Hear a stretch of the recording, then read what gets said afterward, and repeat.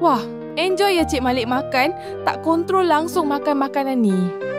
Alah, biarlah aku nak makan. Perut aku suka hati akulah. Lepas makan baring tenang, tapi dada Aduh, setiap kali lepas makan ni je, mesti dada rasa macam terbakar. Rasa macam asid naik sampai ke tekak. Pedih.